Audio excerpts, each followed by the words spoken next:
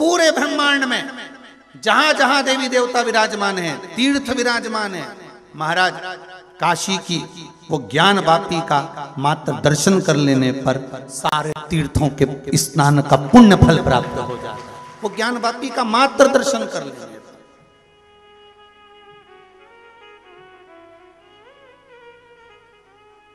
कभी काशी जाएं तो जरूर पूछो पंडा जी से, ब्राह्मण देवता हम काशी में आए। अब तो खैर सामने ही दर्शन हो जाते, लिखा हुआ मिल जाता है। अब तो जो नया प्रोजेक्ट बना काशी का, जो एक आनंद सुख प्राप्त हुआ, उसमें अब तो लिखा है कि ये ज्ञान वापी है, अब तो दर्शन हो जाएंगे।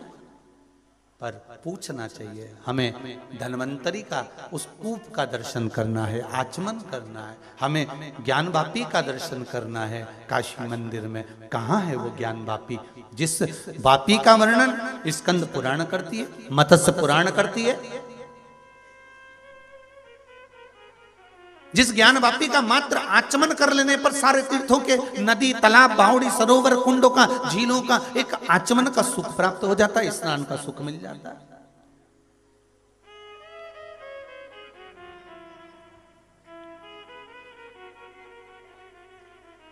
महाराज कल वर्णन करा था आपको महामृत्युंजय, और दूसरे कौन से, जम के बोलो जरा, महाकाल।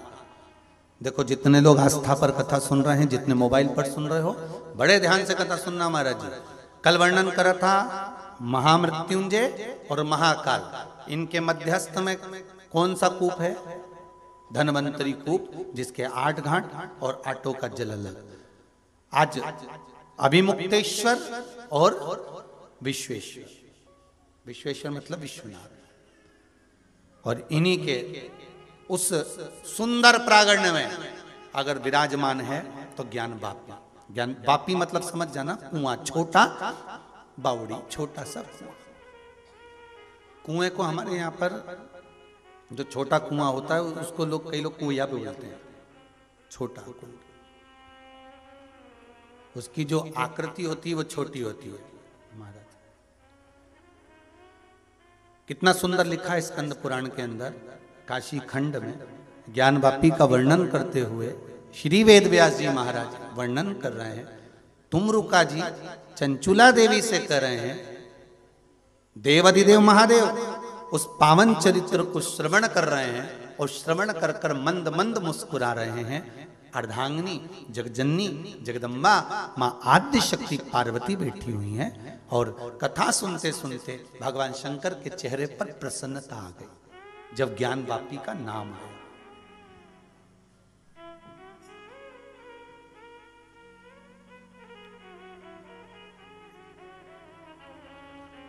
ज्ञान वापी का जब नाम आया, मेरे शंभू के चेहरे पर प्रसन्नता आ जाती है।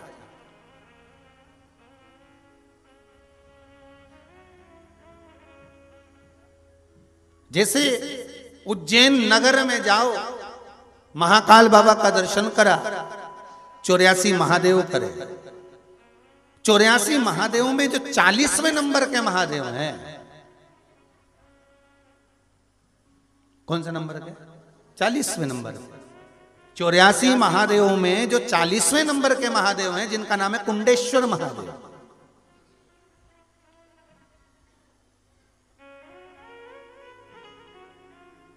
जब जब कुंडेश्वर महादेव का नाम आता है तो शंकर जी के चेहरे पर प्रसन्नता आ जाती है। अब ध्यान दीजिए जरा, है कुंडेश्वर महादेव का जैसे ही नाम आया, शिव जी के चेहरे पर प्रसन्नता आ जाती है, और जहां ज्ञान वापी का नाम आता है तो शिव जी के चेहरे पर प्रसन्नता आ जाती है।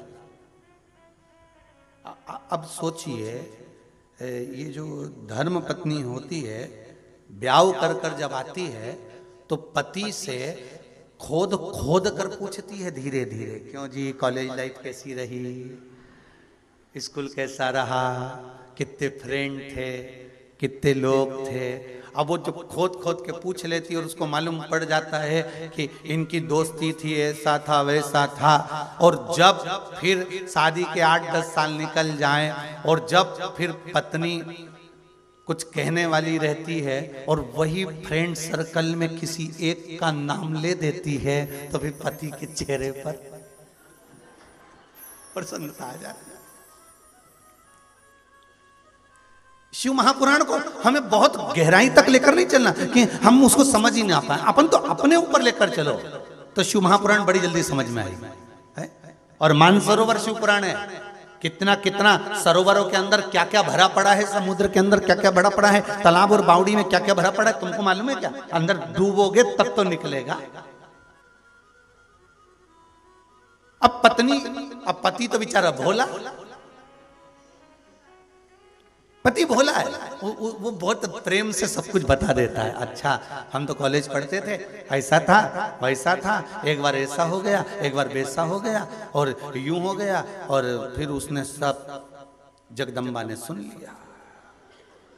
अब वो सुन तो लिया, उस समय तो उसने मुस्कुरा मुस्कुरा के सब सुन लिया, और जब जब फिर 8 साल 4 साल 6 साल 8-10 साल बाद जब बात निकलती है तब वो उसका नाम ले देती, और ले और एक चेहरे पे, अच्छा अवस्था बुढ़े भी हो गए ना, और वो बोल दे जगदम्बा, का मुंडा में दांत भी नहीं होनी तो मुस्कुराएगी, जाए बच्चा चले जा, भले मुंडा में दांत नहीं हो पर वो बोली और ये मुस्कुरा के निकला। अच्छा वो भी मुस्कुरा के कह रही है, ऐसा नहीं कि उसको झगड़ा करना, वो तो मुस्कुराने के चक्कर। तो शिवजी 2 बार मुस्कुरा, 2 जगह के नाम पर मेरे शंकर मुस्कुरा जाते हैं। एक उज्जैन में जम के बोलिए कुंडेश्वर महादेव 40वें नंबर पे, ठीक है। जब तुम 84 महादेव करो तो जरा ध्यान करना। कई लोग जाते हैं, उज्जैन के ब्राह्मणों के द्वारा एक पत्र आया था, वो पत्र हम लेकर नहीं आए। जब उज्जैन में 17 तारीख से कथा होने वाली थी जनवरी में, अब तो वो कैंसिल हो गई कोरोना महामारी के कारण। उज्जैन में जो कथा होने वाली थी, राजा महाकाल विक्रमादित्य शिव महापुराण होने वाली थी, वो कोरोना महामारी के कारण कैंसिल कर दिए उसको। तो ब्राह्मणों ने पत्र लिखकर भेजा कि गुरुदेव पहले 84 महादेव जब होते थे तो केवल अधिक मास में होते थे, 3 साल में एक बार लोग 84 महादेव करने आते थे, पर जब से शिव महापुराण की कथा चालू हुई 84 महादेव के मंदिर में लोगों की भीड़ लगी रहती है गुरुदेव, उसका एक आनंद है। तो ब्राह्मणों ने जो पत्र लिखा, मैं उज्जैन नगर के 84 महादेव के सारे ब्राह्मणों के चरणों को नमन करता हूं, प्रणाम करता हूं कि आपने जो पत्र भेजा वो प्राप्त हुआ, उसको पढ़ा, बड़ी प्रसन्नता हुई। अब जब देखो जब लोग 84 महादेव करने के लिए चले जाते, करो खूब प्रेम से करो, ये मौका मिला है जाने।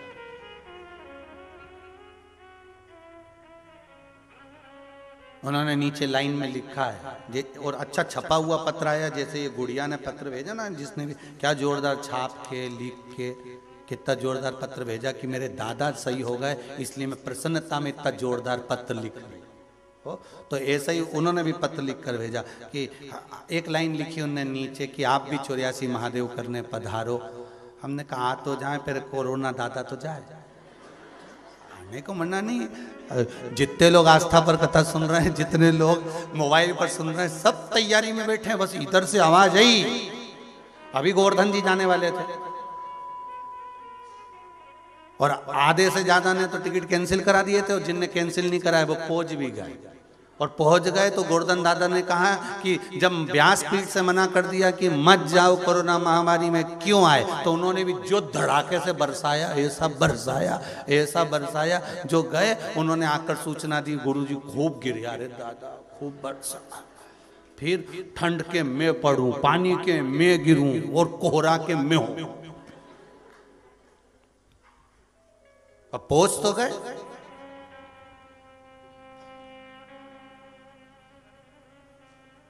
तो ब्राह्मणों के चरणों को नमन करता हूं, 84 महादेव के, और उनको नमन कर कर कहता हूं आएंगे बाबा, बुलाएंगे। भोलेनाथ जी पर विश्वास है, भरोसा मेरे महाकाल दादा पर है।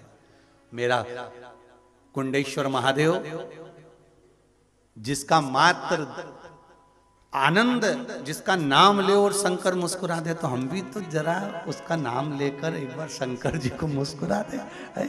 कुंडेश्वर। तो 2 स्थान ऐसे हैं, एक कुंडेश्वर महादेव और दूसरा है काशी में, जम के बोलो, मंदिर के अंदर ज्ञान वापी, ये कुआं ज्ञान का, ये तो स्थान स्कंद पुराण कह रही है, जिसका नाम लेने से मात्र तीर्थों का एक आनंद प्राप्त हो जाता है।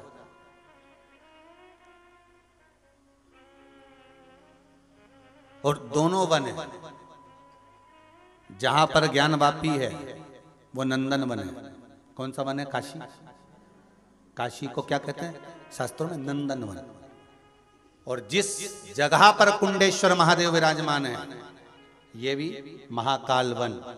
और जहां कुंडेश्वर बैठे हैं वो चंदन वन। कौन सा वन है? चंदन वन। दोनों जगह वन है और दोनों की लीला बड़ी विचित्र है। दोनों की लीला। कुंडेश्वर महादेव शिव महापुराण का सुंदर वृतांत वर्णन कर रहा है। महाराज एक बार माता पार्वती जी ने भगवान शिव जी से पूछ लिया। देखिए प्रसन्नता होने का कारण क्या है? शंकर, अब जैसे आपने अपनी दिल की बात 40 साल पहले अपनी पत्नी को बताई थी और पति 40 साल के बाद भी उस बात को सुनकर प्रसन्न हो रहा है, तो मतलब कोई बात हो सकती है, कुछ ना कुछ तो होगा। अगर मेरे शंकर कुंडेश्वर नाम लेने से प्रसन्न हो रहे हैं तो उसका कारण हो सकता है। ज्ञानवापी का नाम लेने पर मेरे विश्वनाथ, मेरे विश्वेश्वर, मेरे अभिमुक्तेश्वर प्रसन्न हो रहे हैं तो कुछ ना कुछ बात हो। शंभु शरणे पड़ी मांगू घड़ी रे घड़ी दुख काटो दया करी ने दर्शन आपो। मानसरोवर शिव महापुराण की कथा कर रही है कि एक बार माता पार्वती जी भगवान शिव से बोली, प्रभु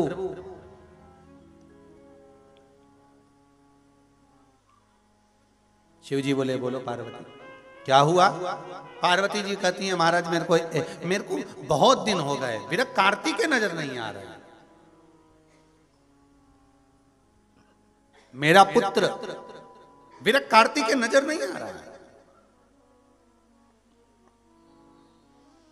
मुझे मेरे पुत्र का दर्शन करना है। शिव जी ने कहा पार्वती मैं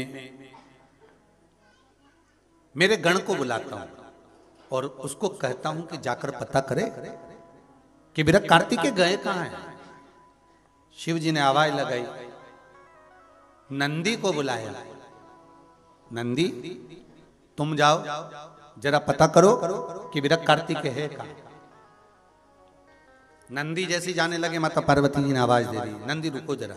नंदी जी ने कहा क्या? मां बोलिए क्या बात है? बहुत कम समय होता है जब माता पार्वती जी नंदी को आवाज लगाती है। बहुत बहुत ध्यान देने वाला प्रसंग है।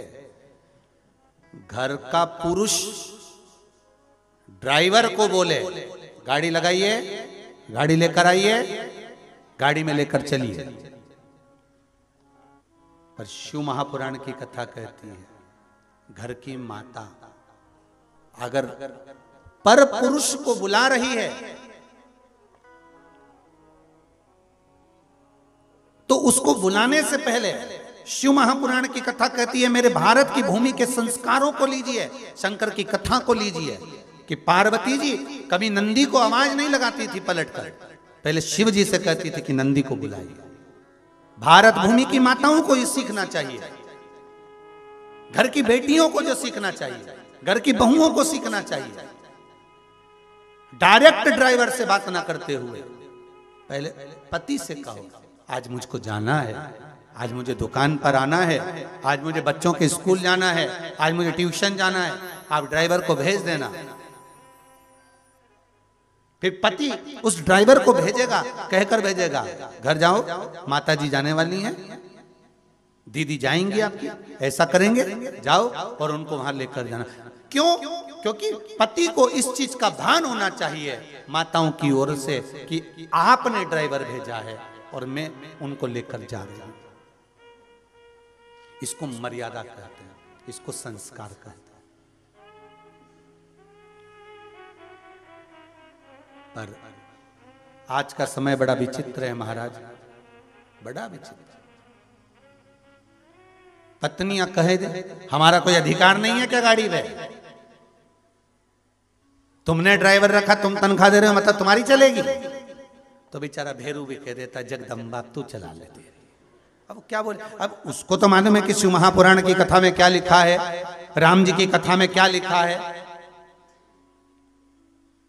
एक महाराज, एक बुजुर्ग व्यक्ति, एक पंडित जी, एक साधुजन रामायण का पाठ कर रहे थे ट्रेन में बैठ के, सीट पे बैठे और उन्हें अपना पोथी पाना रख के और रामायण का पाठ करने बैठ गए। रामायण का पाठ करने बैठे, इतने में एक व्यक्ति पढ़ा लिखा, जीन्स मीन्स पहना, बढ़िया जोरदार टाई फाई लगाया और कोट मोट पहना हुआ, कंगी पाटी पाड़ा हुआ, अच्छा जोरदार, और घड़ी मड़ी सब पहन के ट्रेन में चढ़ गया और बैग उसने पंडित जी का, बैग हटाओ बैग हटाओ।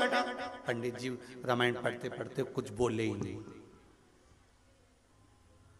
मंगल भवन मंगलारी कंचन महाराज दिख नहीं दिया, मेरे पास बैग रखे, दो बैग हटाओ ना। पंडित जी ने थोड़ा सा बैग सरकाया, संत जी ने, इसने बैग रखा और दूसरे व्यक्ति से बात करते करते बोलने लगा, अक्ल ही नहीं है बिल्कुल, तिलक मिलक लगा लिया, बाल माल बढ़ा लिए, अपने आप को संत बन गए, कपड़े लपेट गए, अक्ल नाम की चीज नहीं है। क्या रखा है रामायण में? और पढ़ना है तो घर में पढ़ो, ट्रेन में पढ़ने की क्या जरूरत है? अक्ल ही नहीं है। क्या रखा है सर रामायण में? चुप रहा, पढ़ता गया, मंगल भवन मंगल हार।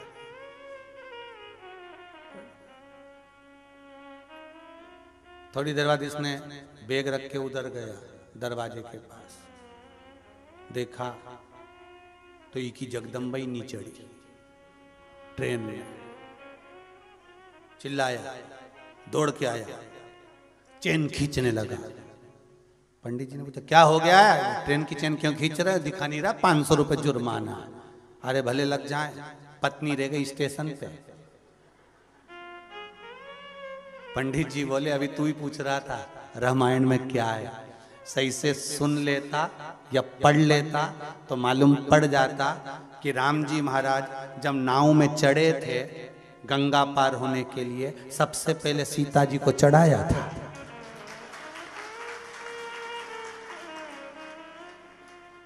अगर रामायण पढ़ी होती या सुनी होती, हमको कह रहा पगला, हमको पगला कह रहा। अब अंदाजा लगा अंदाजा।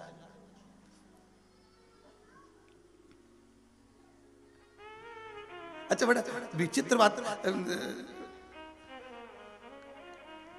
कोई कह रहा था गुरुजी बड़ी बड़ी एक बात कहना चाह रहे हैं हम। हमने कहा बोलो क्या कहना चाह रहे हो आप? व्यासपीठ से बोलते हो बात तो सत्य हो जाती है, तो पक्का है।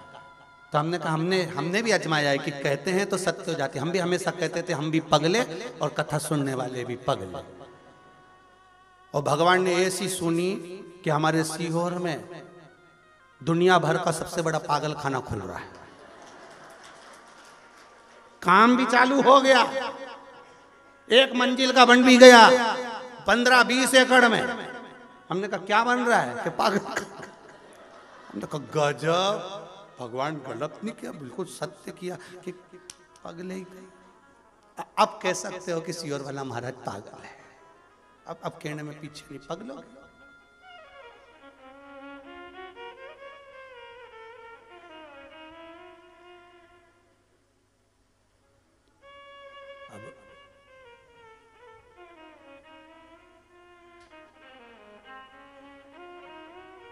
अगर तुम रामायण पढ़े होते, अगर तुमने रामायण सुनी होती तो तुम्हें मालूम होता कि राम जी ने सीता को सबसे पहले नाव में चढ़ाया था, फिर मेरे राघव जी चढ़े थे। रामायण, शास्त्र, वेद, पुराण यही सिद्ध करते हैं, हमारे वेद और शास्त्र यही सिद्ध करते हैं कि हम उसको मनन चिंतन करें तो हम उसको उतारें तो अपने जीवन में।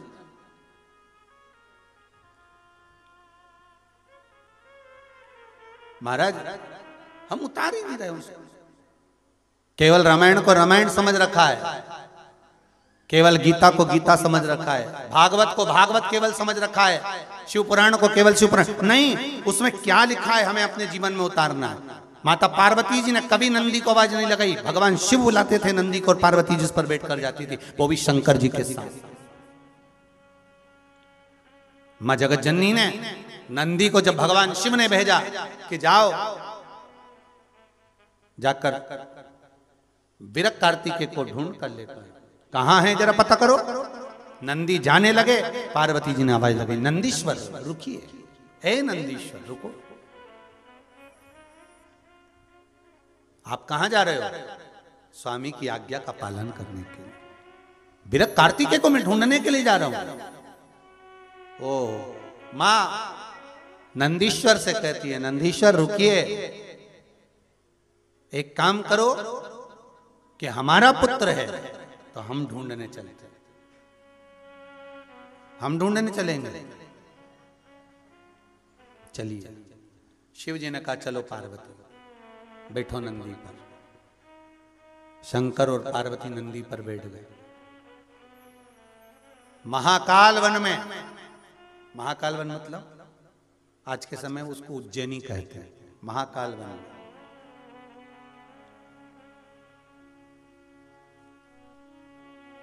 महाकाल वन में भगवान शिव पार्वती के साथ विरक कार्तिकेय को ढूंढ रहे हैं। ढूंढते ढूंढते चंदन वन में पहुंच गए। कौन सा वन है? चंदन। कोई महाकाल वन का एक छोटा सा टुकड़ा चंदन वन कहलाता है, जहां पर सांदीपनी बाबा का आश्रम बना है, जहां पर भगवान कृष्ण विद्या अध्ययन करने के लिए पधारे। वो क्षेत्र चंदन वन के अंतर्गत है, महाकाल वन में। पर जैसे इंदौर में एरिया अलग अलग होवे कि नहीं होवे, ये पलासिया है, ये बीजासन का क्षेत्र है, ये जगजीवन रामनगर है, ये पाटनीपुरा है, ये परदेसीपुरा है, ये राजवाड़ा है, ऐसा क्षेत्र चंदन।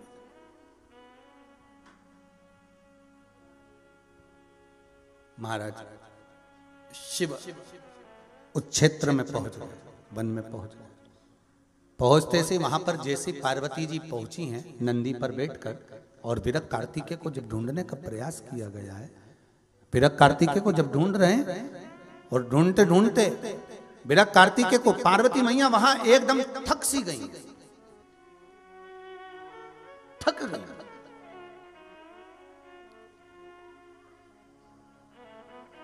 शिव जी ने देखा, पार्वती तुम बहुत थक गई हो, एक काम करो, तुम यहां आराम करो, थोड़ा विश्राम करो, तुम थोड़ा सा विश्राम करिए यहां पर। पार्वती अगर तुम यहां विश्राम करती हो तो मैं ढूंढ कर आता हूं विरक कार्तिकेय। रोका पार्वती मैया को। अब नंदी पर शिव यहां छोड़े किसको? किसको छोड़ा जाए? भगवान शंकर ने तुरंत आवाज लगाई, कुंड नाम के गण को बुलाया शंकर, और कुंड नाम के गण को बुलाकर कहा, कुंड तुम माता के पास में रुको, मैं विरक कार्तिकेय को ढूंढने के लिए जा रहा हूं। वो महाकाल राजा का वन उज्जैनी, मेरे शिव नंदी पर बैठकर भ्रमण करते हैं। बहुत ध्यान देना, स्कंद पुराण कहती है, मत्स्य पुराण कहती है कि जहां जहां भगवान शंकर का शिवालय होता है, जहां पर भगवान शंकर स्वयंभू प्रकट हुए होते हैं, जहां पर शंकर भगवान की स्थापना हुई होती है, जहां शिव विराजमान होने वाले हों या भगवान शिव जहां विराजमान हो चुके होते हैं, उस भूमि पर शंकर निरंतर भ्रमण करते रहते हैं। शिव वहां घूमते ही रहते हैं, शंकर वहां घूमते। आपका गांव में शिवलिंग है? जितने लोग आस्था चैनल पर कथा सुन रहे हैं, जितने फेसबुक यूट्यूब पर श्रवण कर रहे हैं, अपने अपने नगर में शिवलिंग देखिए, शंकर का शिवालय देखिए कि हमारे नगर में, हमारे क्षेत्र में, हमारे मोहल्ले में, हमारी कॉलोनी में, हमारे गांव में, हमारे खेड़े में कितने शिवालय बने हुए हैं, कितने शिवालय।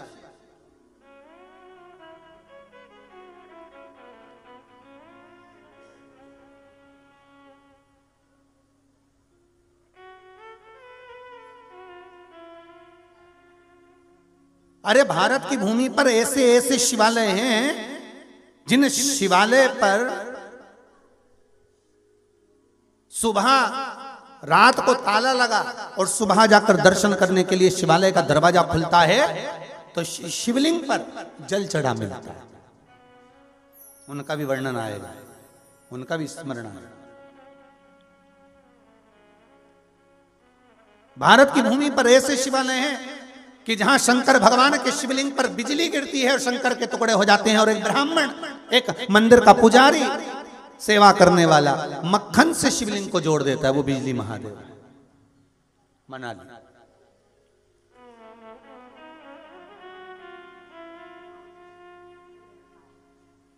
भगवान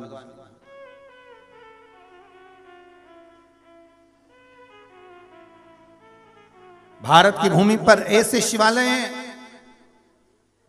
जिस शिव मंदिर के पास में कभी चोर पहुंच ही नहीं सकता, उसके 100 बीघा के क्षेत्र में प्रवेश नहीं कर सकता। ऐसे ऐसे शिवालय शंकर। और आप सोचो कि ये शिवालय केवल दूर हैं। शिव महापुराण की कथा कहती है, आप जिस मंदिर में जाकर व्रत कर रहे हो, साधना कर रहे हो, पूजन कर रहे हो, और भारत की भूमि के जितने लोग, देश और विदेश में बैठे हुए जितने लोग पशुपतिनाथ का व्रत कर रहे हैं, सोमवार की सोमवार जाकर सुबह के समय थाली ले जाकर शंकर जी की आराधना करना, शाम को उसी थाली को लेकर जाना, 6 दिए साथ में, मीठे का प्रसाद साथ में लेकर गए, 3 हिस्से करे, 5 दिए मंदिर में लगाकर पूजन कर कर वापिस आए, 1 हिस्सा प्रसाद का 1 दिया लेकर दरवाजे पर लगाया, अंदर जाकर भोजन प्रसाद ग्रहण करा। मीठा प्रसाद पाने के बाद तो जिस शिवालय में आप पशुपति व्रत कर रहे हो, वो व्रत करने वाला वो मंदिर भी कम नहीं है जहां आप जाकर 5 दिए लगा रहे हो। अगर शिव बुलाए हैं उस मंदिर, आपके नगर में इतने सारे मंदिर हैं, पर किसी एक मंदिर में आप जा रहे हो तो सोचो कि इस मंदिर में क्यों जा रहे हो? शंकर जी ने बुलाया है। आप दूसरे मंदिर में भी तो जा सकते थे। एक कॉलोनी में 4 मंदिर है, इस मंदिर में जा सकते हैं, उस मंदिर में, पर वही मंदिर क्यों? शंकर ने वहां आवाज लगाई है, शिव ने बुलाया है।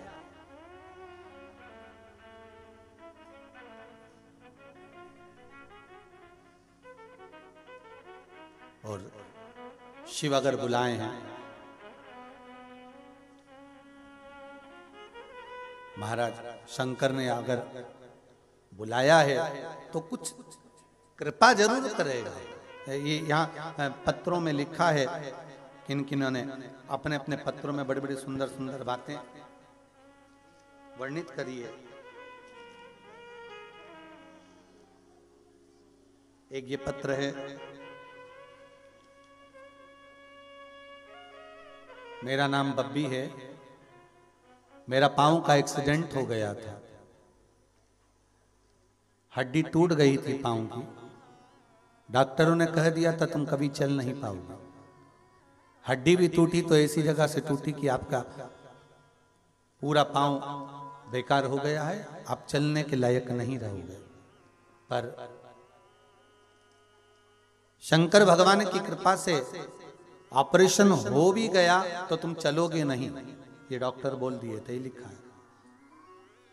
कुछ पकड़ कर टेक कर चलो वो बात दूसरी है, पर मेरे शंकर जैसा डॉक्टर दुनिया में कोई नहीं होगा। ऑपरेशन भी कराया तो मैंने शिव जी के भरोसे पर करवाया, और करवाने के बाद शंकर का श्री शिवाय नमस्तुभ्यम बोलती बोलती पूरे समय ऑपरेशन करवाती रही और बाबा की कृपा ऐसी रही है कि अब मैं खूब प्रेम से चल भी रही हूं। मैं कोई चीज पकड़ कर नहीं, टेक कर नहीं चल रही। ये पत्र है। शिव कृपा किसको कहते हैं महाराज?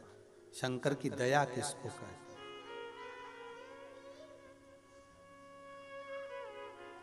अगर शिव मंदिर में भगवान शंकर बुला रहे हैं आपको, शिवालय में आप जा रहे हैं, शंकर के मंदिर में एक लोटा पानी चढ़ा रहे हैं, इतने शिवालय, इतने मंदिर, इतने देवालय, कितने शिवालय हैं आपके गांव में? कितने शिवालय साहब? आप देखो तो सही, अपने कॉलोनी में 4-6 और कितनी प्रसन्नता की बात है। मैं बहुत बहुत ज्यादा प्रसन्नता का विषय वर्णन कर रहा हूं कि पहले मंदिरों में ना जाने कौन कौन से बाबाओं को बिठाने का क्रम चलता था, आजकल मंदिरों में शंकर को बिठाने का क्रम वापस चालू हो गया कि शिव मंदिर के अंदर आ गया। कोई से भी भगवान का मंदिर है पर उसमें शिवालय जरूर हो, शंकर जरूर हो, शिव विराजमान।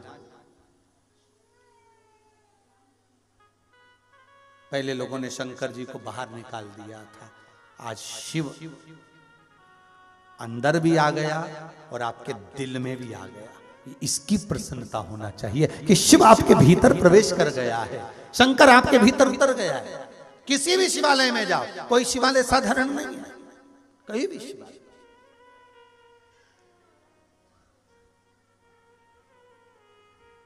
वहां मेरा शंकर, मेरा ओघड़ी, मेरा भोलेनाथ भ्रमण करता रहता। महाराज, शिव कहने से तर जाएगा,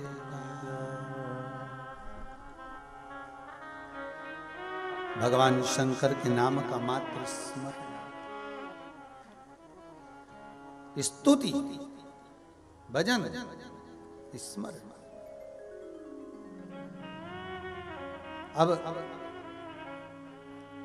पार्वती, तुम थक गई, तुम यहां रुक जाओ। पार्वती जी कहती हैं, प्रभु मैं अकेली यहां रुकूंगी इस वीरान वन में, इस वीरान वन में मैं रुकूंगी तो कहां श्रेष्ठता होगी? शिव जी ने कहा रुक जाओ। भगवान शंकर ने नंदी को रोका, आवाज लगाई, कुंड नामक गण को बुलाया, आप आओ। कुंड ने आकर कहा, बोलिए भोलेनाथ आज्ञा दीजिए। पार्वती मैया यहां रुकी हैं, आप एक काम करो कि पार्वती जी के साथ में आप यहाँ विराजमान हो, थोड़ा रुकिए, उनकी रक्षा करना, ध्यान रखना, आप यहां पर विराजमान होइए। कुंड वहां पर रुक गया। विरक कार्तिकेय को ढूंढने के लिए शंकर भगवान निकले, 10 साल निकल गए, शिव जी ढूंढ के ही नहीं आए। कितने वर्ष? 10 वर्ष निकल। विरक कार्तिकेय नहीं, क्योंकि वो महाकाल वन में विरक कार्तिकेय जी थे, पर जैसे ही मालूम पड़ा कि माता पिता मुझे ढूंढने के लिए आए हैं तो वो सीधे सेलम चले गए, जहां पर शिव मल्लिकार्जुन के रूप में विराजमान। सेलम विरक कार्तिकेय नहीं। अब बेटा तो मिल नहीं रहा था, ऊपर से मालूम पड़ा पति और खो गया।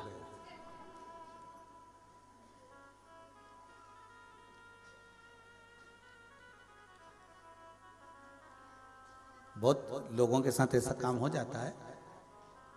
एक व्यक्ति रो रहा था, हमारा सामान कुएं के अंदर गिर गया है, हमको तैरना नहीं आता। हीरे की तिजोरी है, जो हमारी तिजोरी ला कर दे देगा, आधे हीरे हम उसको दे देंगे। व्यक्ति ने सोचा कि हीरे की तिजोरी और मैं लाके दे दूं तो आधे मिल जाएंगे तो आनंद हो जाएगा जिंदगी का। उन्हें कहा रुक जा, अभी आया। और वो तुरंत उसी समय पर, उसी पल, उसी घड़ी उन्हें अपना कोट उतारा, ने पेंट ने कोट ने कोट में जो पर्स रखा था वो ने मोबाइल ने फोबाइल सब, उन्हें कहा ये पकड़, अब भी आया। इतने में पास में बैठा हुआ बोला घड़ी गीली हो जाएगी। उन्हें कहा ये भी है।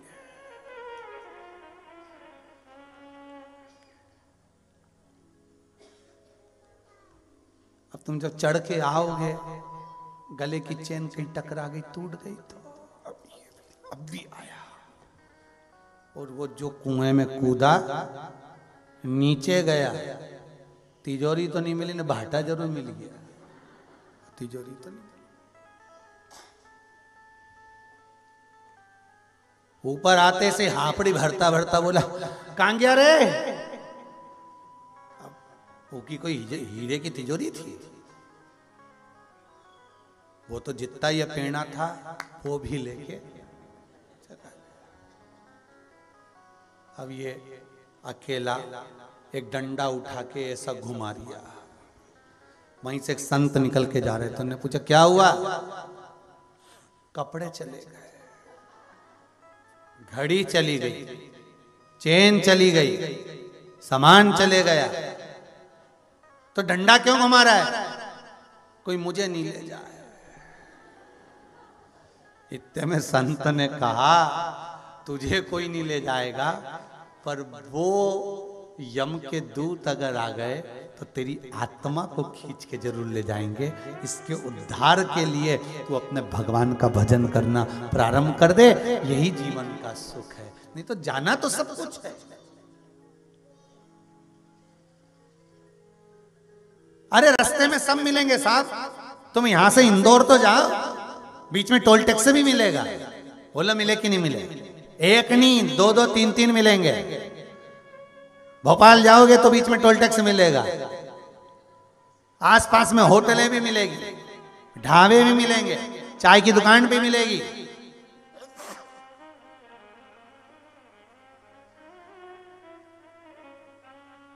और तुम अगर अकड़ में आ गए और तुमने कहा हम तो रोड पे से कहीं नहीं जाएंगे, रोड हमारे काका जी, क्योंकि हमने गाड़ी का रोड टैक्स जमा करा है, वो में लिखा रहता है रोड टैक्स, हमने जमा करा, अब हमें कहीं का रोड पे से हटा के बता।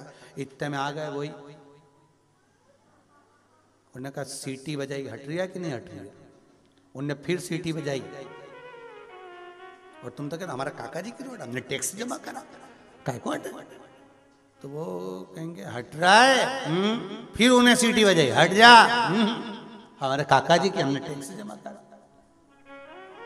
इतना में तो उन्होंने अब तुरंत फोन करा और एक गाड़ी बुलाई, वो में ई की गाड़ी भी भर ली और ई के भी भर लिया और भर के ले लुआ ले। अब बताओ, तो ने कहा कि ना साहब हमने तो टैक्स जमा करा था, तो भले तुम टैक्स जमा करो पर रोड तुम्हारे काका जी की नहीं है, ये तो चलने के लिए है कि इस पे चलते जाओ। उसी तरह ये मनुष्य की जो देह है, तुम सोचो कि ये ठहर जाए अपने काका जी की है, तो ये केवल चलने के लिए है। इससे पार उतरते जाओ, भगवान के पास पहुंच जाओ। और तुम सोचो हमारे काका जी के हम तो आगे बढ़े ही नहीं, बढ़े ही नहीं। अब तुम में से कितने लोग थे जो रोड पे आगे नहीं बढ़े? बचपन था, जवानी आ गई, जवानी से अधेड़ी आ गई, अधेड़ी से बुढ़ापा आ गया। रोड पे बढ़ते चले जाओ, टैक्स जमा करते चले जाओ। टैक्स कौन सा? बचपन था पढ़ाई कर लो, जवानी आ गई तो थोड़ा सा कमाई भोग विलास में डूब गए, अधेड़ी आ गई बच्चों को बड़ा करने में लग गए, बुढ़ापा आ गया तो जोड़ जोड़ के रख लिया, सब टैक्स ही जमा करा, बाद में सब यही छोड़ गए और रोड वहीं पड़ी रह गई। और जो अंदर की गाड़ी थी वही, और सीटी मारने वाले ने सीटी मार दी ऊपर से, उन्हें सीटी मारी कि सीटी बंद हो गई, बस अंतर।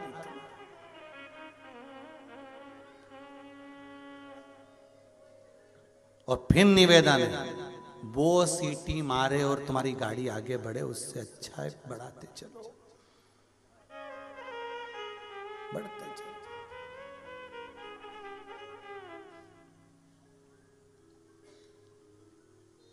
इसलिए कहा शिव नाम बोल थारो काई बिगड़े, राम नाम बोल थारो। भगवान के भजन बिना कुछ नहीं बिगड़ने वाले। जपो, स्मरण करते रहो, कीर्तन करते रहो, मंत्र जाप करते रहो। कुंड को कहा तू रुक जा, पार्वती जी ने कुंड से कहा कुंड स्वामी नहीं आए मेरे, जाओ जरा पता करो गए कहां हैं। अब भगवान शिव कहकर गए थे कुंड तू पार्वती जी के पास रहना, यहां से हिलना मती, जाना मती इधर उधर कहीं पर भी हो तो यहीं रहना। अब कहकर गए ड्राइवर को कि तू यहां रहना, और सेठानी बैठी गाड़ी के अंदर और ड्राइवर चले गया पान खाने।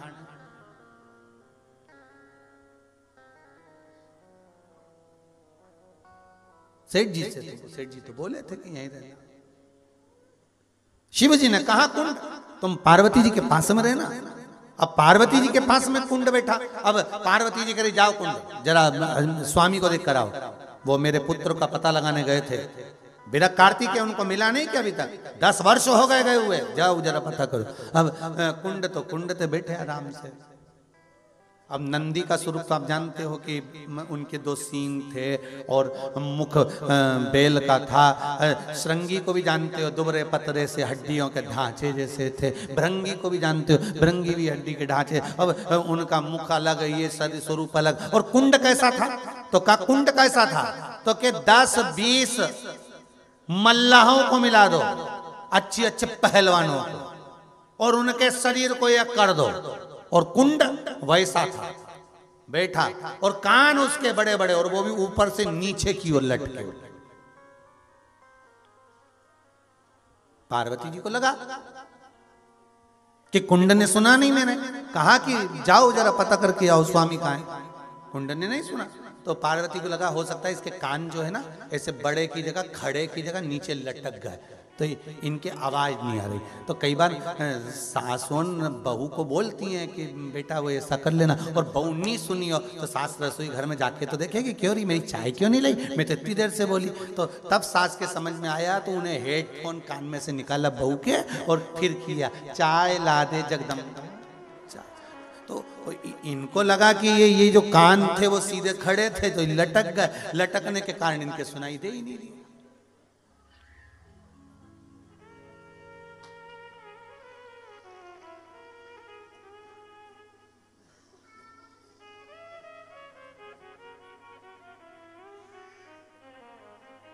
अब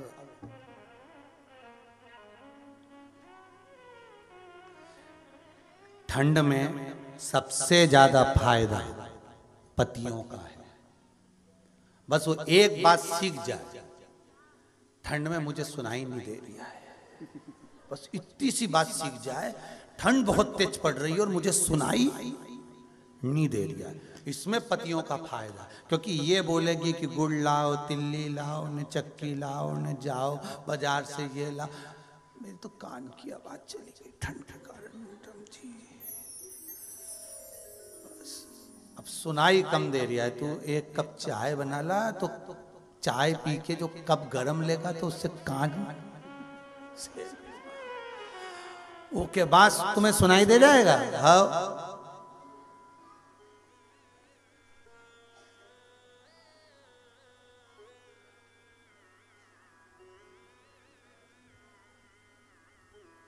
फिर पति बोले तुझे ठंड नहीं लग रही, मैं तो तुम्हें देख देख के जल रही हूं। अब जब आग लगी हृदय में तो फिर ठंड कहां लगेगी। इसलिए जितने जलने वाले हैं ना, इनसे कह दो ठंड में अच्छे से जल लो, ठंड नहीं लगेगी। अब पार्वती जी को लगा ये जाता क्यों नहीं है, शिव जी का पता लगाता क्यों नहीं, जाना चाहिए इसको, शिव जी का पता लगाने जाना चाहिए इसको, जा क्यों नहीं रहा। अब कान लटके थे नीचे की ओर, अब पार्वती जी को लगा, पार्वती जी ने उसके कान ऊंचे करे, और ऊंचे कर कर पार्वती जी बोली शंकर जी का पता लगा मेरे स्वामी कहां गए, 10 साल हो गए उन्हें, पता लगाने गए थे पुत्र का, अभी तक नहीं आए। कुंड नहीं हिला। कहीं कहीं के घर में छोरा छोरी ऐसे रहे। दादी रजाई में बैठी बैठी बोले जा लाइट बंद करिया। बगल में छोरी बैठी पोती देख रही है, दादी बोल रही लाइट बंद करिया। ये भी इतनी चतुर। दादी ने हिलाया, लाइट बंद करिया। तुम तो पूरा स्वेटर पहनी हो ना दादी, टोपा भी पहनी हो ना दादी, तुम नहीं चली जा। छोरी पड़ी नीचा। और जैसे ही मम्मी ने आवाज लगाई गाजर का हलवा बना है, चौका में डायरेक्ट रसोई घर में पहुंच गई डायरेक्ट। अब यहाँ कुंड जो है वो हिलने को तैयार नहीं, वो पड़ा हुआ है, सुन रहा है। पार्वती जी ने कहा कुंड तुमसे कह रहे हैं, तुम शिव जी का पता लगाओ, स्वामी कहां गए जरा मालूम तो करो, जाओ जरा। अब कुंड हिले ना। अब जब कुंड नहीं हिले, जान ही रहे हैं एक जगह पड़े हुए हैं, बैठे हुए हैं, पर हिलने को तैयार नहीं। अब फिर जाओ, कुंड नहीं। आ गया मां पार्वती को क्रोध, और माता पार्वती जी को जब क्रोध आया, और क्रोध आते से ही माता पार्वती क्रोध में लाल हो गई, क्रोध में।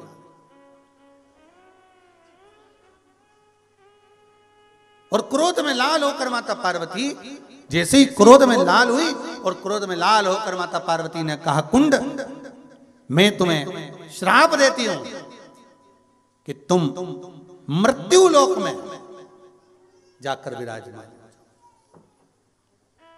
वहां भैरव बनकर तुम विराजोगे।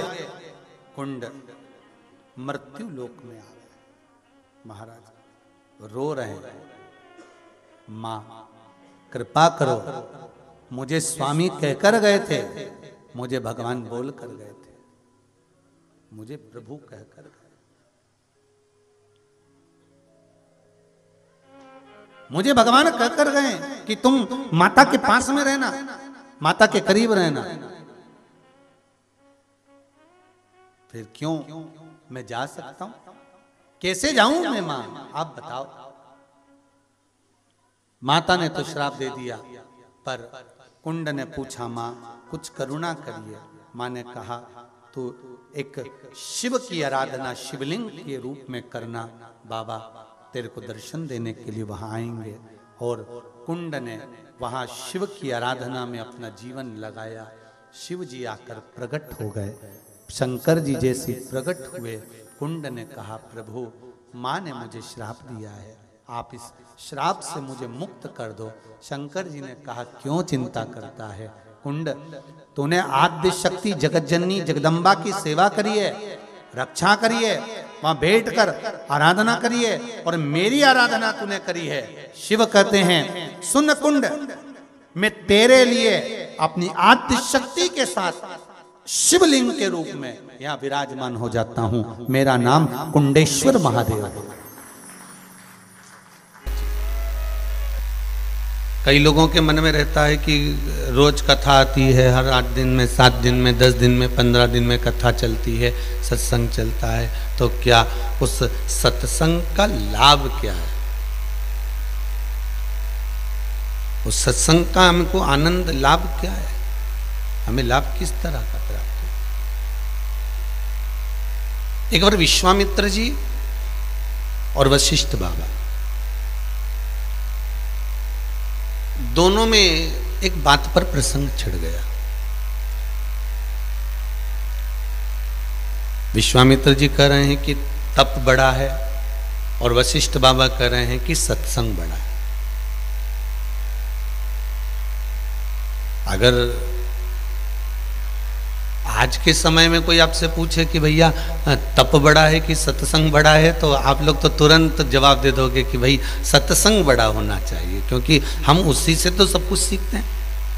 अभी तक तो हम जानते ही नहीं थे कि शंकर का स्वरूप क्या है, अभी तक हम जानते ही नहीं थे कि शिव जी पे बेलपत्र कैसे चढ़ाना है, अभी तक हमको मालूम ही नहीं था कि शंकर को काली तिल कैसे चढ़ाना है, अभी तक हमको मालूम नहीं था कि शिव को शमी पत्र कैसे चढ़ाना है, शमी वृक्ष की महत्वता क्या है, अभी तक हमको नहीं ज्ञात था। पर यदि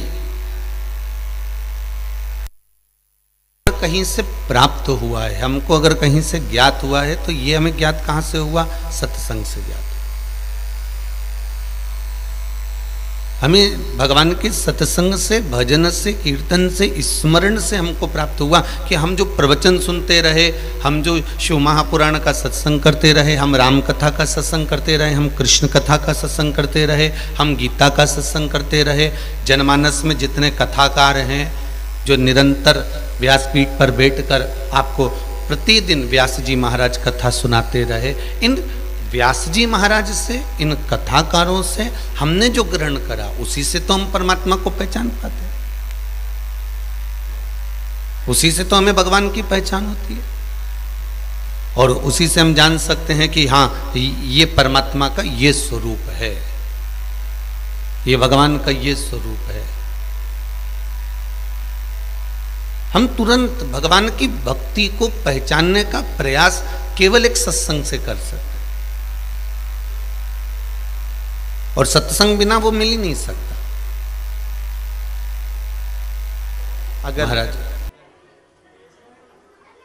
कोई आपसे कहे, कोई आपसे बोले कि महाराज ये बताओ कि तप बड़ा होता है कि सत्संग बड़ा होता है, तो आप तुरंत अपने मुख से कह सकते हो कि हाँ हाँ हाँ भाई, हमें सत्संग से सीखने को मिलता है,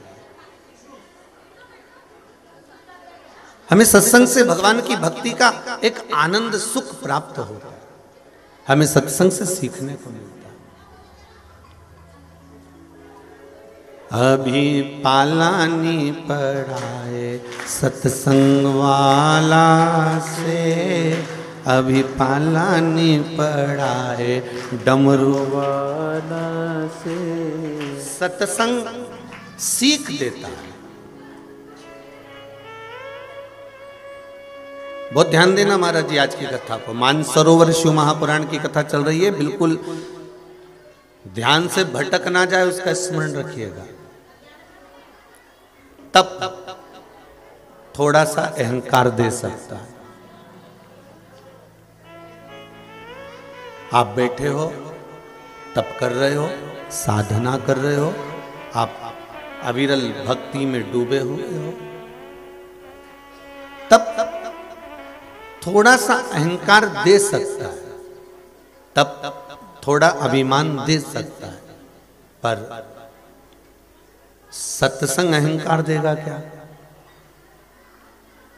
जितने टीवी पर सुन रहे हो, हृदय पर हाथ रखकर बोलना, क्या सत्संग अहंकार दे सकता है क्या? नहीं। सत्संग अहंकार नहीं देता, सत्संग झुकना सिखा देता। सत्संग में झुकना सिखा देगा। सत्संग कभी अभिमान प्रदान नहीं करता। हाँ, ये जरूर कह सकते हैं कि हाँ भाई, जैसे मंगल परिवार कथा करा रहा है, शर्मा परिवार कथा करा रहा है, या गुप्ता परिवार कथा करा रहा है, हम तो इनसे भी कहेंगे कि प्रयासरत रहना अपने जीवन में कि आप अगर कथा करवाने के बाद आप अपने गांव में भी जाओ, अपने नगर में भी जाओ, और कोई आपसे कहे वाह वाह गुप्ता जी, वाह वाह मंगल जी, वाह वाह शर्मा जी, आपने तो शिव महापुराण की कथा करवा दी, तो हम तो जजमानों से एक ही बात कहते हैं कि आपके मुख से ये निकलना चाहिए, भैया कथा हमने नहीं कराई है, कथा तो वो डमरू वाले ने कराई है, उसको कराना उसने कराना। हम तो केवल एक निमित्त मात्र हैं, हम तो केवल एक निमित्त बनकर आए। जैसे पर्वत राम जी ने उठाया, संजीवनी राम जी लेकर आए, पर हनुमान को निमित्त बनाया उस पर्वत को लाने में। हनुमान जी को निमित्त बनाया उस पर्वत को लेकर आने। भगवान मानसरोवर शिव महापुराण की कथा अगर आज गुप्ता परिवार, मंगल परिवार, शर्मा परिवार करा रहा है, तो ये भगवान ने आपको निमित्त बनाया कि इतने जनमानस को इस कोरोना महामारी के चलते दुनिया के लोग इधर उधर तीर्थ में जाकर स्नान नहीं कर पाएंगे, तो आप मानसरोवर शिव महापुराण की कथा करवा कर ये मकर संक्रांति का स्नान घर बैठे करवा दीजिए। ये मकर संक्रांति का स्नान आप घर बैठे कर लीजिए। और सारे तीर्थ धाम आपके चरणों में, हे भोलेनाथ प्रणाम।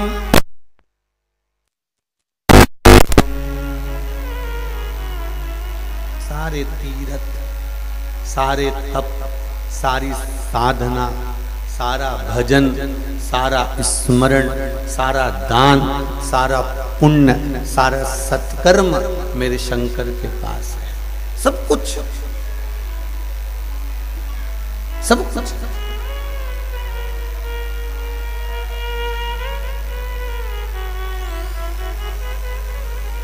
वो एक बात कही ना, जितना जिसके भाग्य में होता,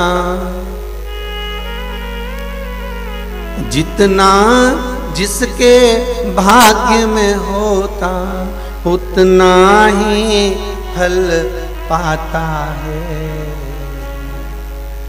डमरू वाले के दरबार में सबका, भोले बाबा के दरबार में सबका खाता है।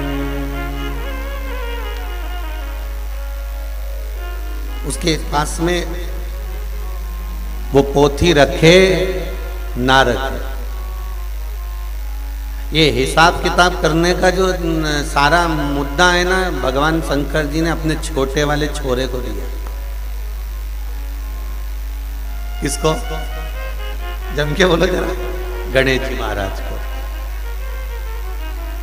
आप गणेश जी का फोटो कभी देखोगे तो उनके पास पोथी पाना रखा ही मिलेगा। आप गणेश जी का कभी भी फोटो देखना तो उनके पास में फोटो देखोगे तो उसमें कहीं ना कहीं या तो लिखता मिलेंगे या पोथी पाना धरा मिलेगा। तो ईमानदारी से बोला, तो गणेश जी महाराज के पास पोथी पाना क्यों रखा? तो गणेश जी महाराज ने एक बार स्वयं शिव जी से कहा था, पिताजी मुझे मेरा काम बता, आप बताओ मेरा काम। आपने कार्तिकेय जी को तो काम बता दिया कि तुम्हें राक्षसों का संहार करना है, षडानंद कार्तिकेय तुम्हें जगत का कल्याण करना है और राक्षसों का संहार करना है। माता पार्वती को आपने काम बताया कि जब जब इस संसार पर बोझ उत्पन्न होने लगे, जब जब इस संसार सागर में पाप बढ़ जाए तो जगत जननी तो टूटमान हो जाना। ठीक है, अब जगत जननी को भी काम बता दिया। अशोक सुंदरी को काम बता दिया कि अखंडता प्रदान कर देना। आपने मेरी 5 बहनों को काम बता दिया, जया, विषहरा, शामली, भारी, दौतली, देव को, कि संपूर्ण संसार में अगर कोई मार्ग से भटक रहा है तो उसको मार्ग पर लगा देना। तो भोलेनाथ से भगवान गणेश जी महाराज ने कहा, आप मुझे काम बताओ। गणेश पुराण का बड़ा सुंदर संवाद है, आप मुझे काम बताओ कि मैं क्या करूं।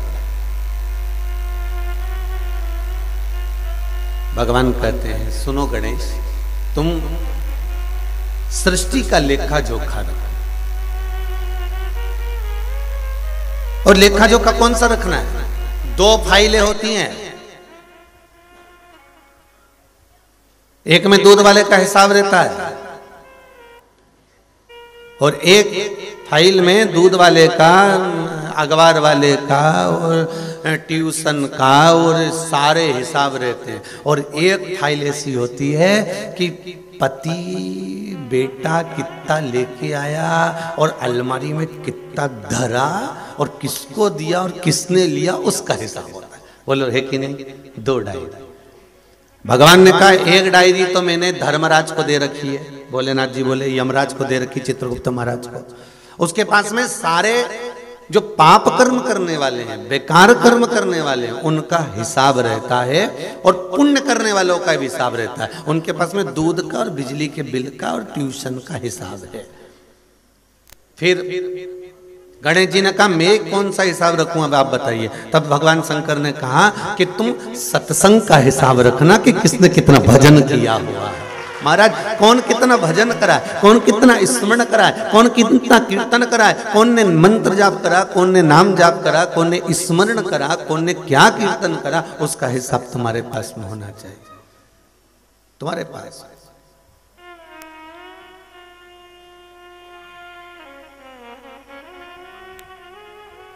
गणेश जी महाराज की भी फाइलें बहुत सारी भरा गई होगी 2 साल में, ये भी पक्का कि लोगों ने इतनी शिव महापुराण की कथा सुनी है, इतनी सुनी है कि गणेश जी महाराज के भी 2-4 खाते तो ज्यादा ही हो गए होंगे। उन्होंने भी कहा होगा कि हाँ हाँ सत्संग का थोड़ा सा बहुत सारी फाइलें तैयार हो चुकी है सत्संग भजन। तो तप बड़ा कि सत्संग बड़ा? विश्वामित्र जी कह रहे हैं वशिष्ठ बाबा से कि तप की मूलता जा रही, तप मूल, तप बड़ा है, तप प्रबल है। तो वशिष्ठ बाबा ने कहा विश्वामित्र बाबा आप कह रहे हो तप बड़ा है, हाँ, और कहो। तो विश्वामित्र जी ने कहा मैं एक क्षण में दिखा सकता हूं कि तप की प्रबलता कितनी है, मैं एक क्षण में दिखा सकता हूं कि तप की प्रबलता कितनी है, एक क्षण लगेगा मुझे और मैं दिखा दूंगा कि तप की प्रबलता कितनी। ओह, बस वशिष्ठ बाबा ने मन में सोच लिया कि यही बात सामने आ गई ना, यही सम्मुख में आया। अभी कथा में कहा था तप अभिमान प्रकट कर देता है, तप अहंकार प्रकट कर देता है, और सत्संग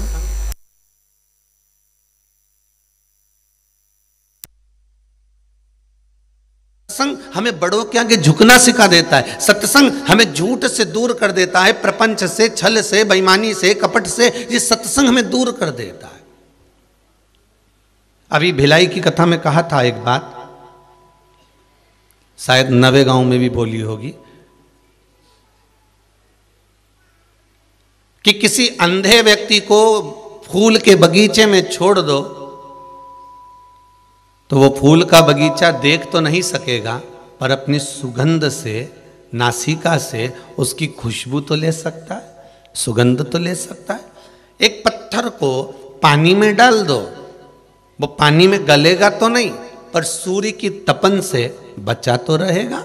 उसी तरह शिव महापुराण की कथा कहती है जितनी देर हम सत्संग में बैठे रहते हैं, जितनी देर हम कथा में बैठे रहते हैं, जितनी देर हम भगवान के भजन में बैठे रहते हैं, उतनी देर हम कहीं गलत काम से बचे तो रहते हैं। बस इतना ही बहुत, इतना बहुत है। हम सत्संग में बैठकर, हम भगवान की कथा में बैठकर, हम स्मरण में बैठकर, हम मंत्र जाप में बैठकर, हम नाम जाप में बैठकर, हम भगवान की भक्ति में बैठकर कम से कम गलत काम से बचे हैं। झूठ से, प्रपंच से, छल से, बेईमानी से, हमारे ना जाने कितने कितने दोष हैं, उन सारे दोषों से बचे हुए।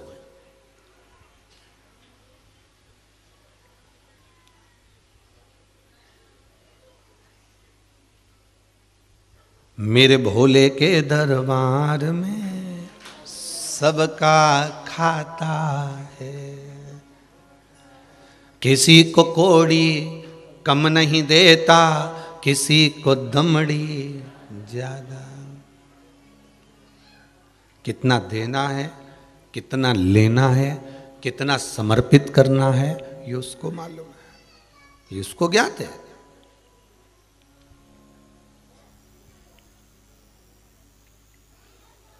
विश्वामित्र जी ने कहा मैं अभी दिखा देता हूं 2 क्षण के अंदर कि तप में कितना बल होता है।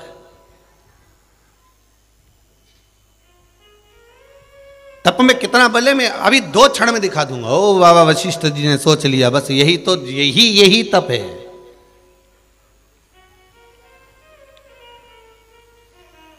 अब उठाओ पुराना चरित्र, जिन जिन ने तप किया और जिन जिन ने सत्संग किया, दोनों का चरित्र उठाकर देखिएगा। पुराने समय में ऋषि मुनि, साधु, संत, सन्यासी, तपस्वी, साधक तप करते थे और उनको गुस्सा आता था कि नहीं आता था? जम के बोलो जरा, सुनी ना कथा? और कथा नहीं सुनी हो तो आप लोगों ने नाटक कौन देखा होगा? सीरियल देखा होगा कोई धार्मिक, जिसमें उन्होंने तप करा और उनको थोड़ा सा भी अगर कुछ अड़चन आ गई या किसी ने उनके लिए कुछ कर दिया या उनको कुछ गलत दिख गया, उनने हाथ में जल लिया और उनको क्रोध में आकर उन्होंने श्राप दे दिया। अब तो ये तो हो गई तप। अब आ जाओ सत्संग। मीरा ने सत्संग करा, प्रहलाद ने सत्संग करा, कर्मा ने सत्संग करा, रामकृष्ण परमहंस जी ने सत्संग करा, नामदेव जी ने सत्संग करा, तुकाराम जी ने सत्संग करा, मुक्ताबाई ने सत्संग करा, कर्माबाई ने सत्संग करा।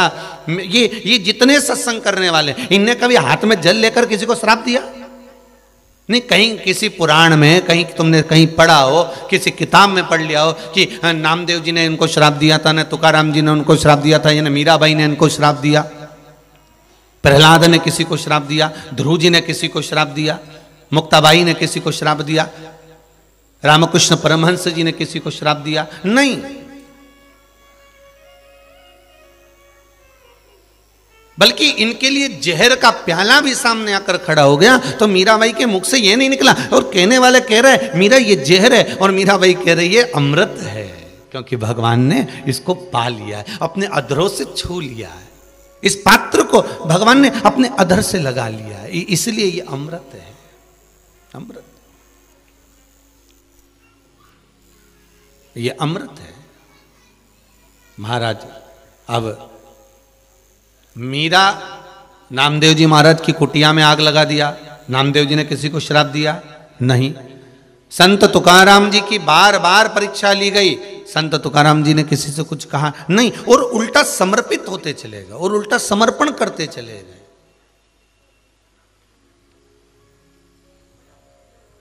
राम कृष्ण हरि जय राम कृष्ण हरि। सत्संग में लगे रहे, जपते रहे, वो भटके ही नहीं। तब थोड़ा सा अभिमान दे सकता है, पर सत्संग कभी अभिमान नहीं दे सकता। सत्संग अभिमान नहीं देगा, सत्संग अहंकार से विहीन कर देगा, आपको अहंकार से दूर कर देगा सत्संग, आपको अभिमान से दूर कर देगा सत्संग। किसी ने कह दिया आपको, कहां जा रहे हो? सत्संग में जा रहे हो, कथा सुनने जा रहे हो, जाओ उधर जाके बैठ जाओ। हाँ, अब आए तो हैं उधर। कोई ने कहा कि कहां जा रहे हो? अरे वो वहां पर जा रहे हैं। अच्छा अच्छा अच्छा। तो कोई ने कह दिया वहां जा रहे हो, इतनी ठंड। बस सत्संग।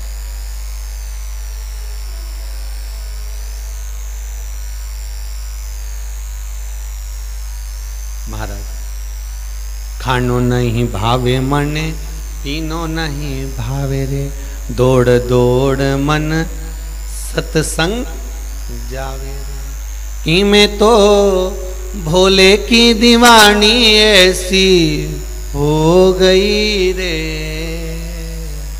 सपनों में आवे मारे काशी वाला, नैनों में आवे मारे डमरू वाला। खानो नहीं भावे मने, पीनो नहीं भावे, दौड़ दौड़ मन सत्संग जावे। मैं तो प्रभु की दीवानी ऐसी हो गई रे, नैनों में आवे मारा काशी वाले। आप लोग तो टीवी के सामने बैठकर कथा सुन रहे हो, मोबाइल पर सुन रहे हो, पर कभी मौका मिले तो आप ये मंगल परिवार से या गुप्ता परिवार से या वो ऑस्ट्रेलिया में बैठे शर्मा परिवार से पूछना कि ये कथा में भले जजमान बने पर इनकी रात की नींद उड़ी पड़ी है। इनकी रात की नींद उड़ी पड़ी महाराज, क्योंकि चित्त मन बुद्धि ये सब शिव में लगी, शंकर महाराज। और कोई चिंता कोई फिक्र नहीं है इनको। तुम सोचो कि कहीं की चिंता के कारण में या टेंशन में इनको नींद नहीं आ रही होगी। हो टेंशन कोई नींद में नहीं आने का केवल एक ही कारण है, दिन में कथा सुनते हैं और रात में पलंग पे बैठ के दोनों धनी लोग ने कथा बाँचते हैं। ये मत सोच रहा कि कोई टेंशन होने, ये जो सुन के जाते हैं ना इसी का मनन चिंतन करते हैं। जैसे गौ माता होती है ना, गौ माता जो खा लेती है बाद में मुख में रखकर उसकी जुगाली करती रहती है। तो ये कथा जो सुन ली तो उतर गई कंठ तक, उतर गई श्रवण तक, उतर गई हृदय तक। अब इसकी जुगाली करना, अब इसको मनन चिंतन करना, अब इसको धारण करना। क्यों जी? कल गुरुजी ने क्या सुनाया था? हाँ गुरुजी सुनाए तो थे, वो ये बोला था उन्होंने, तुम भूल गए थे जल्दी। अभी सो जान दे, सुबह बाद सुनो सुनो तो फिर तो मोबाइल फिर कथा। तो कि तुझे नींद नहीं आ रही?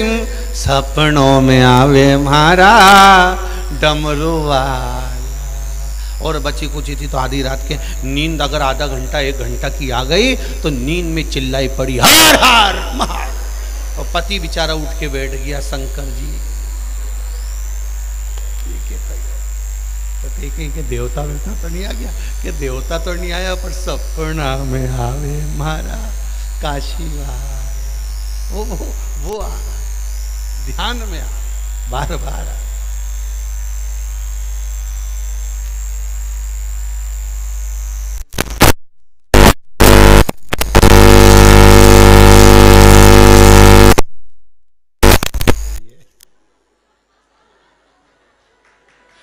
कोरोना महामारी चल रही है, मुंह पर मास्क लगाइए, मत आइए। अब ये सुनो तुम,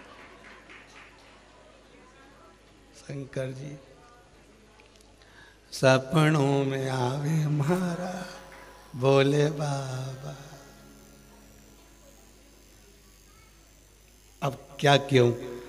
रात के 8:30 बजे की बात, आज 7:30 बजे की बात। एक बेचारी अम्मा एक बैग लेके, हम तो जा रहे थे घर को, रास्ते में मिल गई।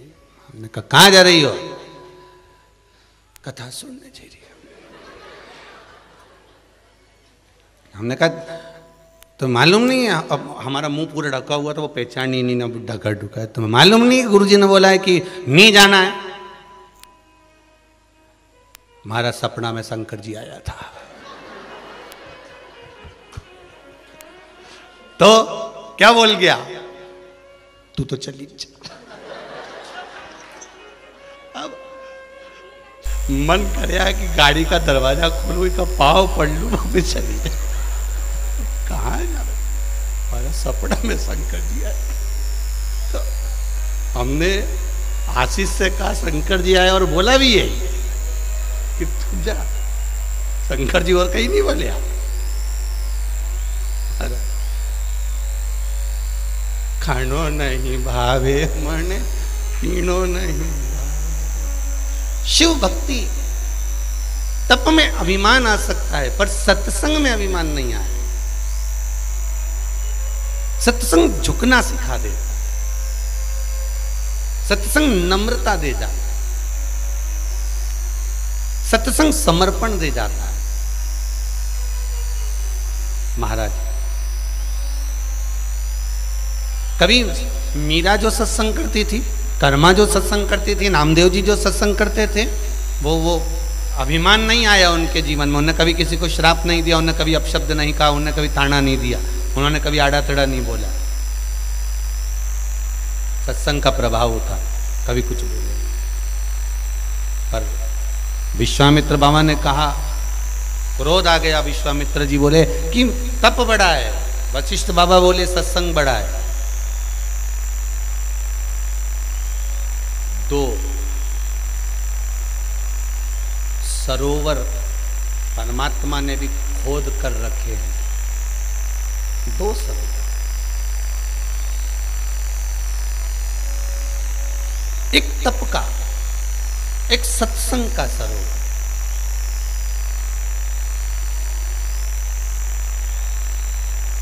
तप के सरोवर में कहीं थोड़ा सा तुम्हारा तप जब बढ़ जाएगा, तुम्हारी तपस्या जब बढ़ जाएगी, तुम्हारी तप साधना जब बढ़ जाएगी, तो अहंकार आ सकता है उस तप के सरोवर में।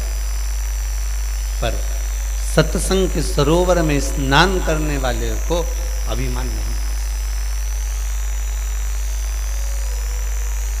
सत्संग के सरोवर में स्नान करने वाले को अभिमतता नहीं आ। अब दोनों में बात छिड़ गई तो विश्वामित्र बाबा कहने लगे कि मेरी तप साधना बड़ी है।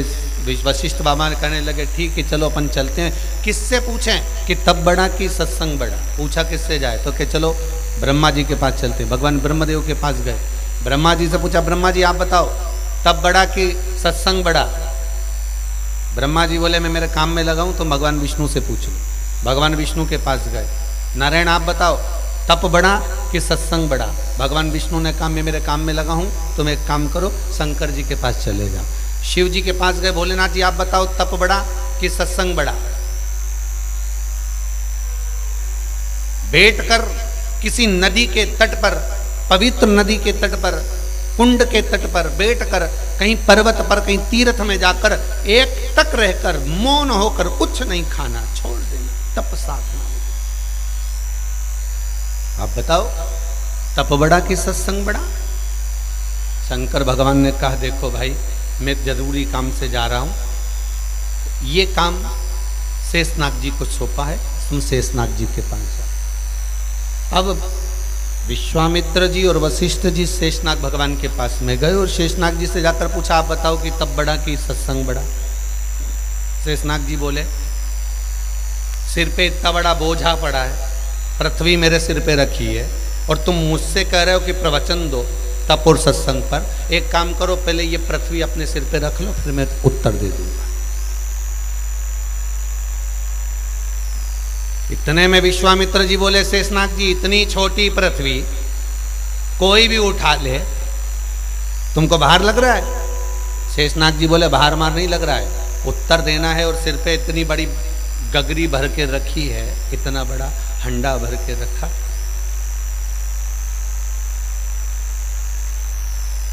और कह रहे हो कि उत्तर दो, तो उत्तर तो दे दूंगा, मैं समझा भी दूंगा, प्रवचन भी दे दूंगा, पर दिक्कत इतनी सी है कि ये जो हंडा है ना, ये सिर का जो भार है, पहले इसको उतार लो। तो इतने में वशिष्ठ बाबा और विश्वामित्र दोनों के सामने बात रखी, तो तुम दोनों में कोई भी इस भार को ले सकता है।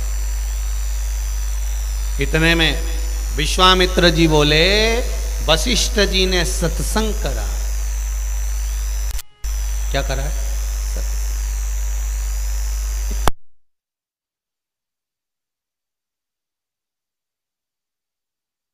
साधना बड़ी है, तुम चिंता मत करो।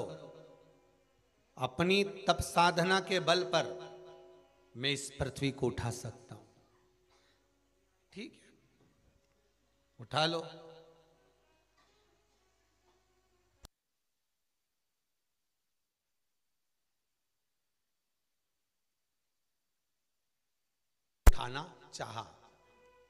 उठाना चाहा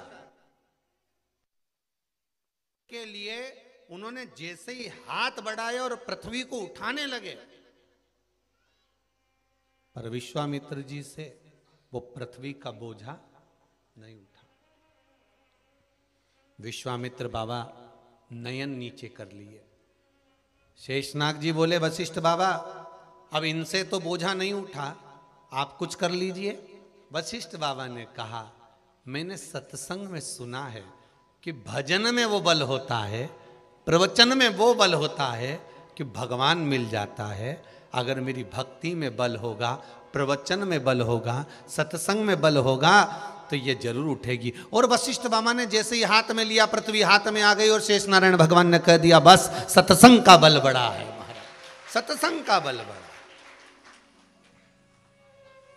सत्संग का बल बड़ा है।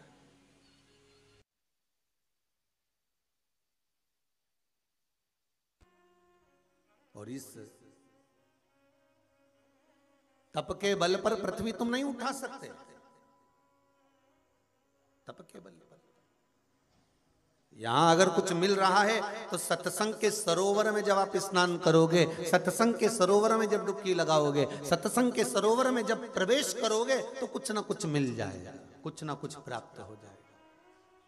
एक बेटी ने लिखा है, अच्छा पत्र है।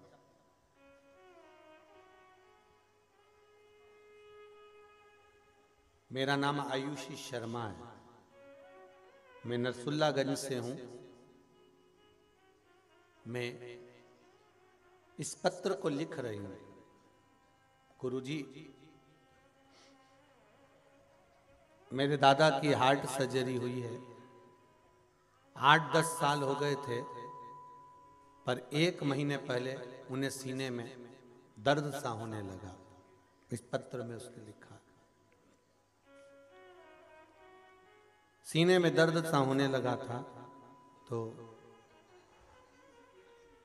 डॉक्टर को दिखाया तो डॉक्टर ने उन्हें ब्लॉकेज बताया।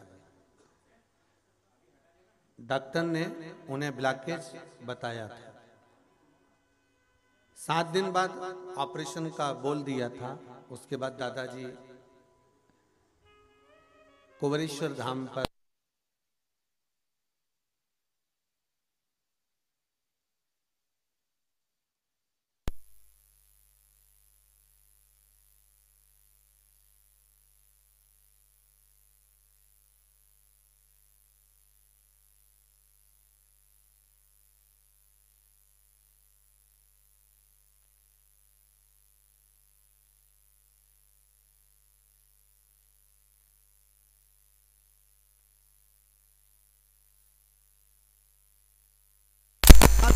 महत्वता आपने बताई थी कथा में, वो 7 दीप वाला प्रयोग किया और उस प्रयोग से उनकी किडनी का भी प्रॉब्लम समाप्त हो गया। अब वो एकदम ठीक है।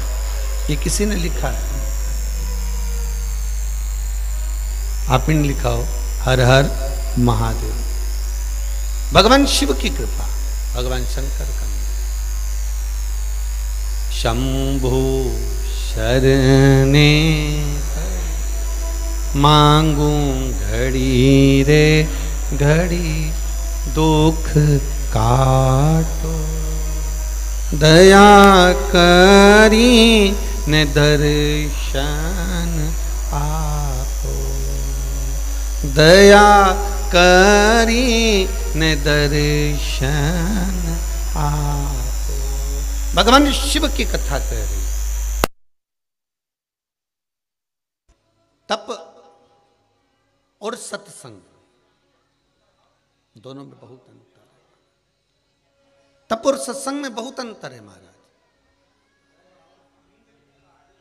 और इस तप और सत्संग का जो आनंद है महाराज जी, तप में फिर कहूंगा कि अभिमत्ता आ सकती है, पर सत्संग में अभिमत्ता नहीं आ सकती, अहंकार नहीं आ सकता। आप जितना जितना सत्संग में डूबते चले जाएंगे, जितना जितना आप सत्संग में जाते चले जाएंगे, जितना आप सत्संग करते चले जाएंगे, जितना जितना आप सत्संग के आनंद में डूबेंगे, उतना उतना आप में नम्रता, आप में आनंदता प्राप्त होती चली जाएगी। आप में आनंद प्राप्त होता। अभिमान को त्याग कर, अहंकार को छोड़कर अगर आप भगवान की अविरल भक्ति को धारण कर रहे हो तो मिलना जरूर है, मिलेगा। सत्संग रूपी सरोवर में स्नान करिए।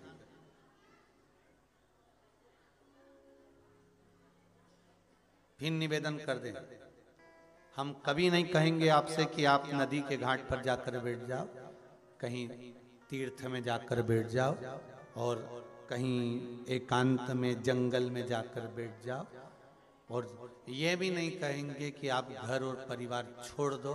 हम तो इतना कहेंगे कि पूरे परिवार के साथ में रहिए, सबके साथ रहिए, और सबके साथ रहकर, घर में रहकर भगवान का श्री शिवाय नमस्तुभ्यम जपते रहिए। राम राम कृष्ण नाम।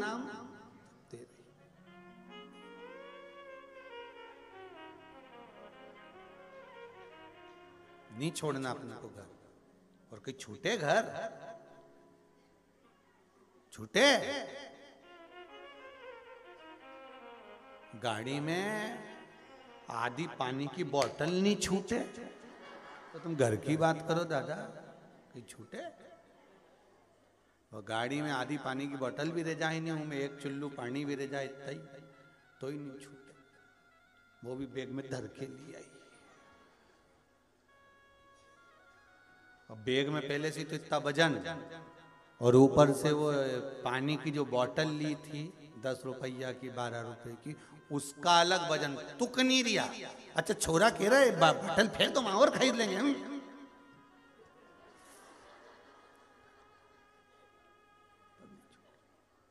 अब कैसे कह दो कि घर छोड़ दो, तुम तो मत छोड़ो रे।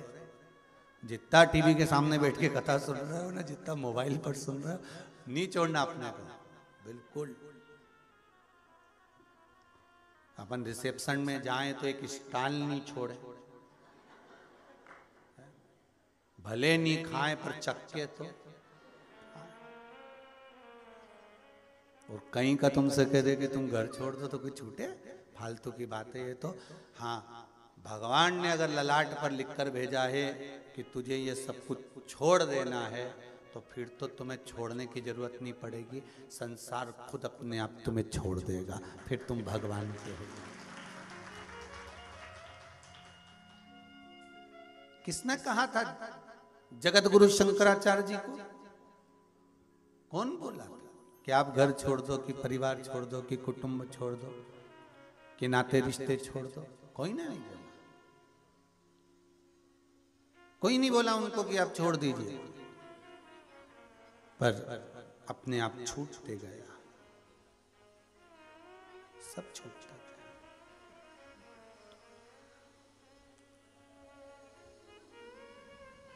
अभी अभी कुछ लोगों के मन में एक प्रश्न आया, उन्होंने कहा गुरुदेव मैसेज पर भेजा, हम एक बात पूछना चाहते हैं कि हम भगवान कृष्ण की भक्ति करते हैं, हम राम जी की भक्ति करते हैं, अब शंकर जी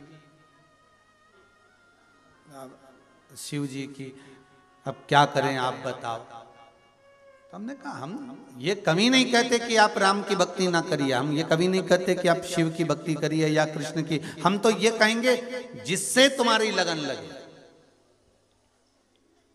करो। राम मेरे रघुनाथ जी, मेरे राघव जी, मेरे राम जी शंकर से दूर नहीं है, और शंकर मेरे राम से दूर नहीं है। कृष्ण शिव ही है और शिव ही कृष्ण है। आप लोगों के यहां देवी भागवत रखी है क्या? अगर किसी के यहां पर देवी भागवत हो ना, गीता प्रेस गोरखपुर की, तो एक बार उसको पढ़ना, उसमें आपको लिखा हुआ मिल जाएगा कि शंकर और पार्वती ने ही राधा और कृष्ण का रूप लिया। और अगर देवी भागवत आप नहीं पढ़ सकते तो अपने अपने मोबाइल पर भी सर्च कर कर आप देख लेना कि राधा और कृष्ण है कौन, कौन है।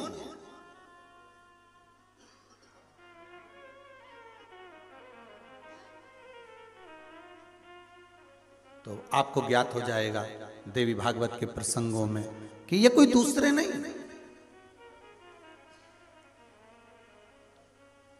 मेरे शिव ही राधा बन गए हैं और मेरी पार्वती मैया ही कृष्ण बन गई है। आप उस देवी भागवत के प्रसंग को जरूर पढ़ना। आपको कहीं ऐसा महसूस हो, आपको लगे कि क्या राधा कृष्ण शंकर और पार्वती है, तो सब में वही समाया हुआ है।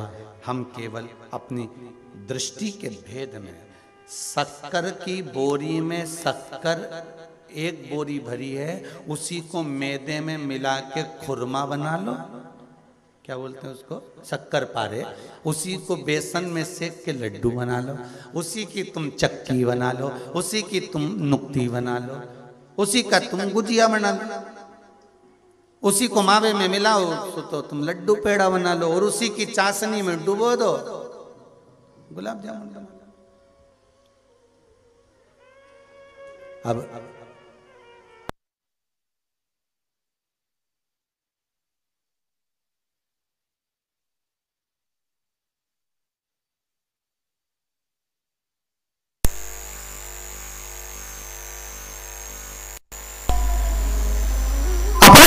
में रूप बदल कर आए। हे वो, उसमें कोई भेद नहीं।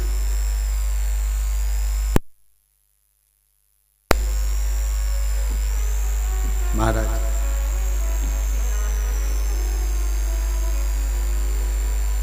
जपो, घर में रहकर शिव का स्मरण करो। एक लोटा पानी,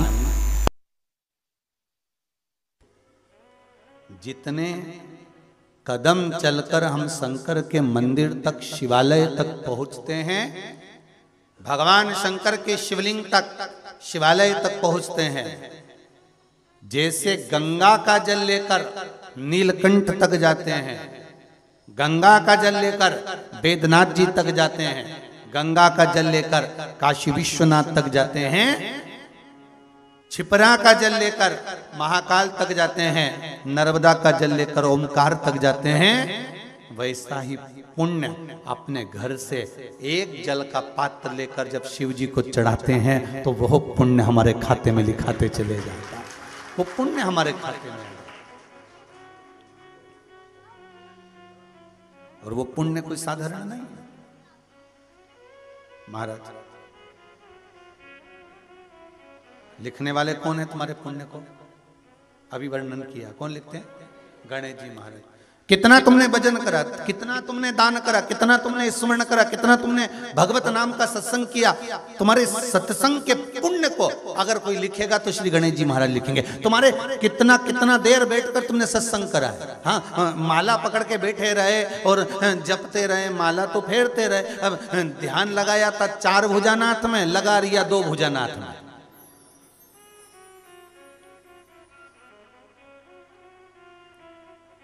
माला जप रहे थे शंकर जी के नाम की, और ध्यान चले गया भेरू में, अब रखा रखा।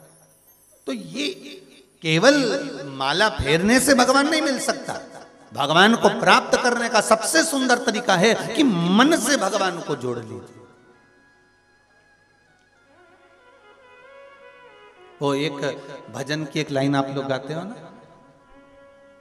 श्री बांके बिहारी लाल गोपाल, मन रखियो अपने चरणन में, तन रखियो श्री वृंदावन में, मन रखियो अपने चरणन।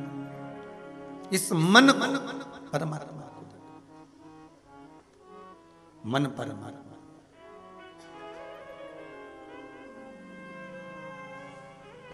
कल कथा में एक वर्णन किया था धन्वंतरी कूप का। कितने घाट है उसमें? 8 घाट। और 8 घाट का जल आप पीकर देखिए। 8 घाट का जल अगर आप पिएंगे तो 8 घाटों का जल आपको अलग अलग मिलेगा। कुआं छोटा है, कूप छोटा है, पर उसके जल का भाग आपको औषधि के रूप में अलग अलग।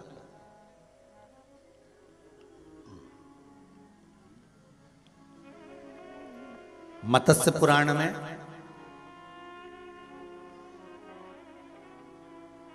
और स्कंद पुराण के काशी खंड, कभी आप लोगों को लगे कि गुरुजी कहां कहां से बता रहे हैं ये सब चीजें, तो मत्स्य पुराण में 3 नाम दिए गए हैं महाराज। एक अभिमुक्तेश्वर, एक विश्वेश्वर और एक ज्ञान वापी। कौन सी वापी है? वापी मतलब कुआं, बावड़ी छोटी सी, एक कुआं होता है बड़ा और वापी होती है छोटी, छोटी सी। जैसे कुबेरेश्वर धाम में है ना वापी कुआं, अब इसको और चौड़ा कर दो तो वो कुआं कहलाए, पर ये छोटी है इसलिए वापी।